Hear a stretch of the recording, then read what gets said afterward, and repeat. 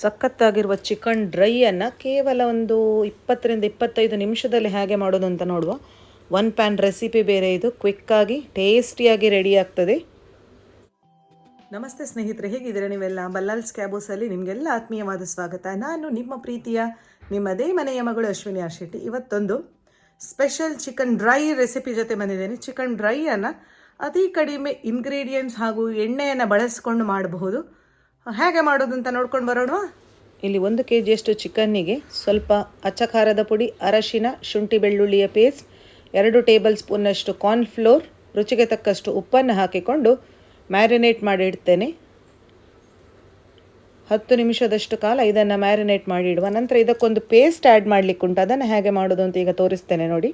ಅಚ್ಚ ಖಾರದ ಪುಡಿ ಇಲ್ಲಿ ನಾನು ಸುಮಾರು ಅರ್ಧದಿಂದ 1 ಟೇಬಲ್ ಸ್ಪೂನಷ್ಟು ಹಾಕ್ಕೊಂಡಿದ್ದೇನೆ. ಒಂದು ಬಿಸಿಯಾದ ಇದನ್ನು ಸೈಡಿಗೆ ಇಟ್ಟು ಒಂದು ಬಿಸಿಯಾದ ಪ್ಯಾನಿಗೆ 4ರಿಂದ 5 ಘಾಟಿ ಮೆಣಸು, ಸ್ವಲ್ಪ ಎಣ್ಣೆ, ರೋಸ್ಟ್ ಮಾಡಿಕೊಳ್ಳುವ, ಇದನ್ನು ಎಣ್ಣೆಯಲ್ಲಿ ಹುರಿದುಕೊಳ್ಳುವ, 2 ದಂಟು ಕರಿಬೇವನ್ನು ಹಾಕಿಕೊಂಡು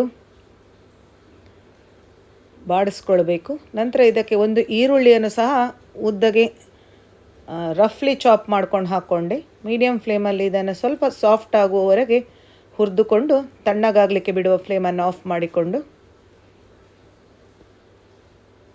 ಇದನ್ನು ನಾವು ತಣ್ಣಗಾಗುವಾಗ ಮಿಕ್ಸಿ ಜಾರಿಗೆ ಹಾಕಿಕೊಂಡು ಸ್ವಲ್ಪ ನೀರನ್ನು ಹಾಕಿಕೊಂಡು ಪೇಸ್ಟ್ ಮಾಡಿಕೊಳ್ಬೇಕು. ಈ ಥರ ಒಂದೊಂದಾಗಿ ರೋಸ್ಟ್ ಆಗ್ತಾ ಇದೆ ನೋಡಿ. ಫ್ಲೇಮನ್ನು ಆಫ್ ಮಾಡಿಕೊಂಡೆ ಮಿಕ್ಸಿ ಜಾರಿಗೆ ಹಾಕಿಕೊಂಡು ರುಬ್ಬಿಕೊಳ್ಳುವ. ಅದ್ಭುತವಾದ ರೆಸಿಪಿಗೊಂದು ಸಣ್ಣ ಪ್ರೋಸೆಸ್ ಇದು. ಈ ರೆಸಿಪಿಯನ್ನು ನಾವು ಡ್ರೈ ಆಗಿರೋದ್ರಿಂದ ಗಂಜಿ ಜೊತೆ, ಅನ್ನ, ಟೊಮೆಟೊ ಸಾರು ಜೊತೆ ಚೆನ್ನಾಗಿ ಕಾಂಬಿನೇಷನ್ ಮಾಡ್ಕೊಳ್ಬಹುದು. ಅದನ್ನು ರುಬ್ಬಿಕೊಂಡ ನಂತರ ಆ ಪೇಸ್ಟ್ ಏನಿದೆ ಅದನ್ನು ಈ ಚಿಕನ್ ಜೊತೆಗೆ ಹಾಕಿಕೊಂಡು ಮಿಕ್ಸ್ ಮಾಡಿಕೊಂಡು ಇಟ್ಕೊಳ್ತೇನೆ. ಆಲ್ರೆಡಿ 10 ನಿಮಿಷ ಆಗಿತ್ತು ನಾನು ಮ್ಯಾರಿನೇಟ್ ಮಾಡಿ. ಮತ್ತೊಮ್ಮೆ ಮಿಕ್ಸ್ ಮಾಡಿಕೊಂಡು ಒಂದು 10 ನಿಮಿಷ ಇಟ್ಕೊಳ್ಳುವ. ತುಂಬಾ ಈಸಿಯಾಗಿ ರೆಡಿ ಮಾಡ್ಕೊಳ್ಬಹುದು. ಬಿಗಿನರ್ಸ್, ಹಾಸ್ಟೆಲ್ನವರು, ಬ್ಯಾಚುಲರ್ಸ್ ಎಲ್ಲ ರೆಡಿ ಮಾಡ್ಕೊಳ್ಬೋದು ಸ್ನೇಹಿತರೆ. ಸ್ವಲ್ಪ ಎಣ್ಣೆಯನ್ನು ಬಿಸಿಯಾದ ಪ್ಯಾನಿಗೆ ಹಾಕ್ಕೊಂಡು ಕರಿಬೇವು, 2 ಘಾಟಿ ಮೆಣಸನ್ನು ಕಟ್ ಮಾಡಿ ಹಾಕ್ಕೊಂಡು ಮ್ಯಾರಿನೇಟ್ ಮಾಡಿಟ್ಟಂತಹ ಚಿಕನ್ ಪೀಸ್ಗಳನ್ನು ಆ್ಯಡ್ ಮಾಡ್ತಾ ಇದ್ದೇನೆ. ಸ್ವಲ್ಪ ಬಿಡಿಸಿ ಹಾಕ್ಕೊಳ್ಳುವ. ಈ ಥರ ಎಲ್ಲ ಪೀಸ್ಗಳು ಸಪ್ರೇಟ್ ಆಗಿರುವಂತೆ 1ರಿಂದ 2 ಟೇಬಲ್ ಸ್ಪೂನ್ ತುಪ್ಪವನ್ನು ಹಾಕಿ ಮುಚ್ಚಳವನ್ನು ಮುಚ್ಚಿ ಇದನ್ನು ಬೇಯಲಿಕ್ಕೆ ಇಡ್ತೇನೆ. ಉಪ್ಪನ್ನು ನಾವು ಈಗಾಗಲೇ ಹಾಕ್ಕೊಂಡಿದ್ದೇವೆ. ಖಾರ ಅಥವಾ ಉಪ್ಪು ಕಮ್ಮಿ ಇದೆ ಅಂತ ಅನಿಸಿದರೆ ಈ ಟೈಮಲ್ಲಿ ಆ್ಯಡ್ ಮಾಡ್ಕೊಳ್ಬೋದು.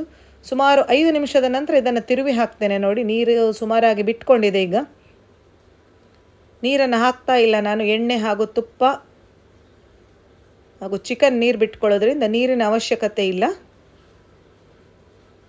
ಈ ಥರ ಸಪ್ರೇಟಾಗಿ ತಿರುವಿ ಹಾಕ್ಕೊಂಡು ಪುನಃ ಮುಚ್ಚಳವನ್ನು ಮುಚ್ಚಿ ಸುಮಾರು 10ರಿಂದ 15 ನಿಮಿಷ ಬೇಯಿಸ್ಕೊಳ್ಳುವ. ಕರೆಕ್ಟಾಗಿ ನೀರು ಬಿಟ್ಟಿದೆ ನೋಡಿ ಸ್ನೇಹಿತರೆ, ಎಷ್ಟು ಚೆನ್ನಾಗಿ ನೀರು ಬಿಟ್ಕೊಂಡಿದೆ. ಅದಕ್ಕೆ ನೀರು ಹಾಕೋದು ಬೇಡ ಅಂತ ಹೇಳಿದ್ದು. ಸ್ವಲ್ಪ ಡ್ರೈ ಆಗುವವರೆಗೆ ಇದನ್ನು ಕುಕ್ ಮಾಡಿಕೊಳ್ಳುವ. ಆವಾಗವಾಗ ತಿರುವಿ ಹಾಕ್ಕೊಳ್ಳಿ, ಯಾಕಂದರೆ ಬೇಯಬೇಕಲ್ಲ. ಇಷ್ಟು ಚೆನ್ನಾಗಿ ನೀರೆಲ್ಲ ಡ್ರೈ ಆಗಿ ಕೇವಲ ಎಣ್ಣೆ ಅಥವಾ ತುಪ್ಪ ಇದೆ ನೋಡಿ. ಅದ್ಭುತವಾದ ರೆಸಿಪಿಗೊಂದು ಲೈಕ್ ಕೊಡಿ, ಟ್ರೈ ಮಾಡಿ. ಕಮೆಂಟ್ ಸೆಕ್ಷನ್ನಲ್ಲಿ ಕಮೆಂಟ್ ಮಾಡಲಿಕ್ಕೆ ಮಾತ್ರ ಮರಿಬೇಡಿ ಸ್ನೇಹಿತರೆ. Thanks for watching.